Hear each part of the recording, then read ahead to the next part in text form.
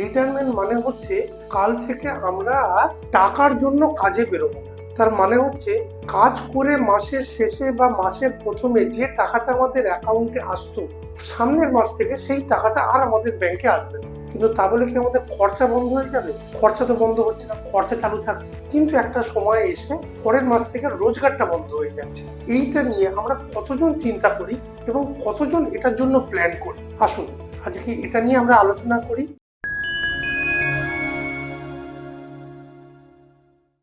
নমস্কার, আমি অর্ঘ্য ভট্টাচার্য। আমার অভিজ্ঞতায় আমি দেখেছি যে আমরা যেরকম ভাবে বাড়ি কেনার জন্য বা বাড়ি বানানোর জন্য টাকা জমাই, গাড়ি কেনার জন্য টাকা জমাই, নিজের ছেলে মেয়েদের পড়াশোনা বিয়ে তার জন্য আমরা টাকা জমাই, কিন্তু আমাদের ফিনান্সিয়াল প্ল্যানিং এর সব থেকে যে জিনিসটাকে আমরা নেগলেক্ট করি সেটা হচ্ছে retirement plan. PGIM India mutual fund 2025 সালে রিটায়ারমেন্ট রেডিনেস সার্ভে করে।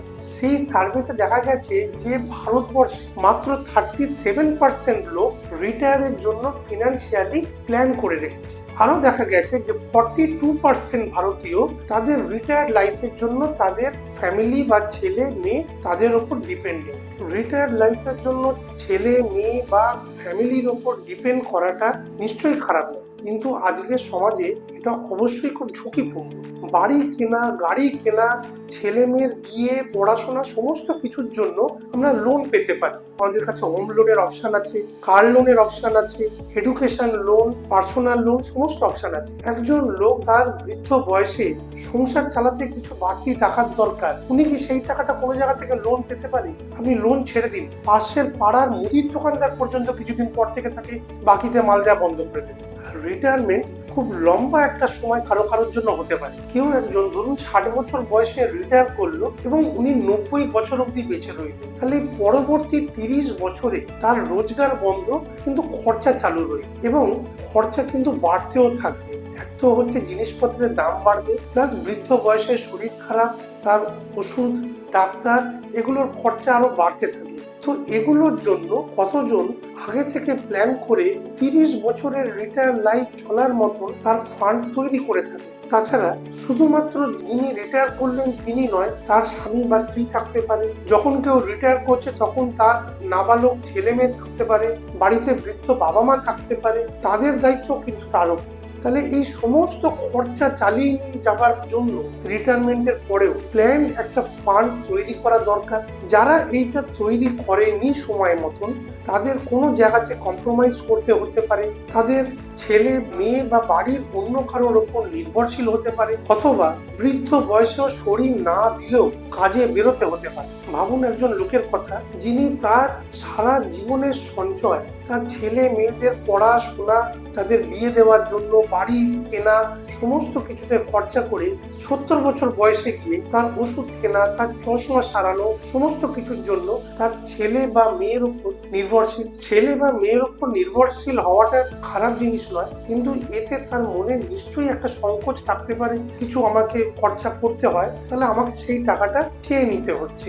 রিটায়ারমেন্ট নিয়ে আমি যখন অনেকের সঙ্গে আলোচনা করেছি, আমি বেশিরভাগ ক্ষেত্রে দেখেছি আমাদের ঠিক সামনে যে গোলগুলো আছে সেগুলো নিয়ে বেশি আগ্রহী। আমাদের সামনে কোনো বাড়ি কেনা থাকতে পারে, ছেলে মেয়েকে স্কুলে ভর্তি করার থাকতে পারে। তো রিটায়ারমেন্টটা মনে হয় যে অনেকটা দেরি আছে, এটা নিয়ে পরে ভাবা যাবে। সব থেকে যে জিনিসটাকে আমরা দেরিতে শুরু করি বা একেবারেই শুরু করি না, সেই জিনিসটা হচ্ছে রিটায়ারমেন্ট প্ল্যানিং। আমি এরকম খুবই কম লোককে দেখেছি যারা তাদের কেরিয়ারের একদম শুরু থেকে রিটায়ারমেন্ট প্ল্যান নিয়ে ভাবনা চিন্তা করা শুরু করেছে। তার কারণ হচ্ছে রিটায়ারমেন্ট প্ল্যান করা কিন্তু খুব একটা জটিল ব্যাপার। যে আমি আজকে কাজ করছি, আমার সাপোজ 30 বছর বয়স, 60 বছর বয়সে গিয়ে আমার কত টাকার মাসে দরকার হতে পারে, সেই দরকারটা প্ল্যান করার জন্য কোথায় টাকা রাখবো, কিভাবে রাখবো, যাতে ওই সময় আমার সেই প্রয়োজনটা পূরণ হয়, এই জিনিসটা অনেকের কাছে হ্যাজার্ড মনে হয়। সেই জন্য অনেকে এটাকে নেগলেক্ট করে অন্যান্য জিনিসগুলোতে প্ল্যান করতে বেশি পছন্দ করে। তাই রিটায়ারমেন্ট প্ল্যান করতে গেলে আমাকে সবার প্রথমে জানতে হবে যে কত টাকার ফান্ড আমি তৈরি করতে পারলে আমার রিটায়ার্ড জীবনটা সুখের হবে, যাতে আমার কাছে কোনো দুশ্চিন্তা বা টেনশন থাকবে না এবং আমি আমার রিটায়ার লাইফটা এনজয় করতে পারবো। ধরুন আজকে কোনো একজন ছেলে, তার নাম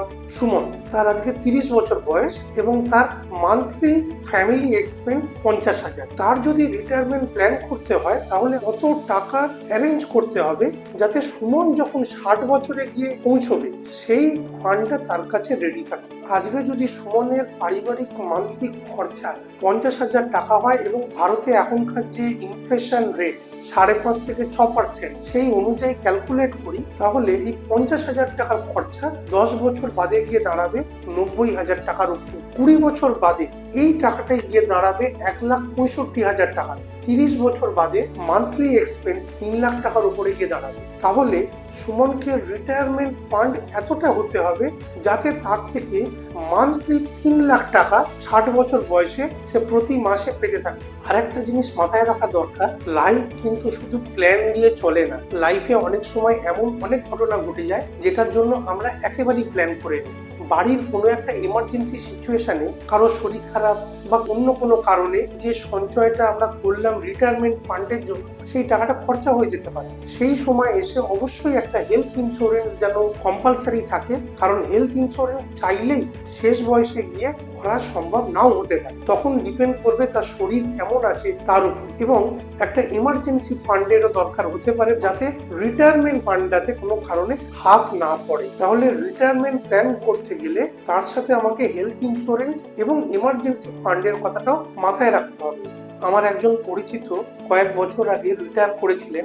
উনি যে কোম্পানি থেকে রিটায়ার করেছিলেন তাতে রিটায়ারমেন্টের সময় প্রভিডেন্ট ফান্ড এবং গ্র্যাচুইটি বাবদ তাকে একটা ভালো পরিমাণ টাকাই দেওয়া হয়েছিল, কিন্তু ওই কোম্পানিতে রিটায়ারমেন্টের পরে হেলথ ইন্স্যুরেন্সের কোনো কভারেজ ছিল না এবং ওনারও কখনো মনে হয়নি যে আজকে আমার শরীর ভালো আছে, কালকে শরীর খারাপ হতে পারে, তাই উনি কোনো হেলথ ইন্স্যুরেন্সের প্রভিশন রাখেননি। কয়েক বছর বাদে যখন ওনার সেরিব্রাল হয়েছিল তখন ওনার প্রভিডেন্ট ফান্ড এবং গ্র্যাচুইটি যে টাকাটা পেয়েছিল তার বেশিরভাগ টাকাটাই ওইখানে হসপিটালে খরচা হয়ে যায়। আজকে তাদের কিন্তু অনেকটা স্ট্রাগল করতে হচ্ছে ফ্যামিলি রান করানোর জন্য। তাই রিটায়ারমেন্ট ফান্ড তৈরি করা, উপযুক্ত হেলথ ইন্স্যুরেন্স রাখা এবং এমার্জেন্সি ফান্ড রেডি রাখা, এই পুরোটা নিয়ে একটা কমপ্লিট প্ল্যান তৈরি করা দরকার সকলে। তাহলে আমরা দেখি যে সুমনের কাছে কি কি অপশন আছে যাতে সুমন তার 5 কোটি টাকার রিটায়ারমেন্ট ফান্ডের যে টার্গেট সেটা অ্যাচিভ করতে পারে।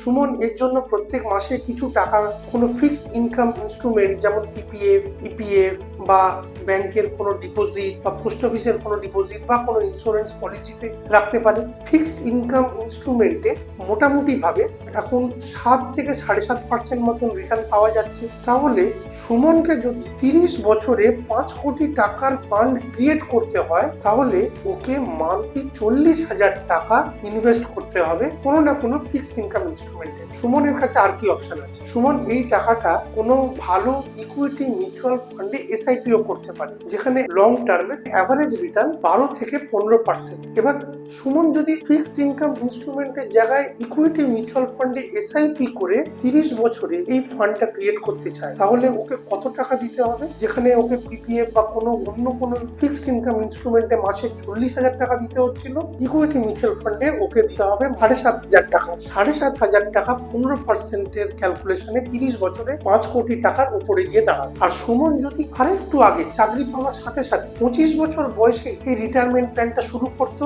তাহলে ওকে কি 7,500 টাকায় দিতে হতো না। এই যে 5 বছরের অ্যাডভান্টেজ সুমনটা নিত তাতে ওর মান্থলি এসআইপি মাত্র 3,500 টাকা হতো। মানে একটা 3,500 টাকার এসআইপি 35 বছরে 5 কোটি টাকার উপরে গিয়ে দাঁড়াবে। কিন্তু সুমনের 30 বছরে এসে যদি মনে হয় যে এখন ওর কিছু শখ আহ্লাদ পূরণ করবে, একটা ফ্ল্যাট কিনবে, গাড়ি কিনবে, ইউরোপে বেড়াতে যাবে বা আরো বিভিন্ন কোনো খরচা থাকতে পারে, সেগুলো করে 40 বছর থেকে এসআইপিটা শুরু করলো।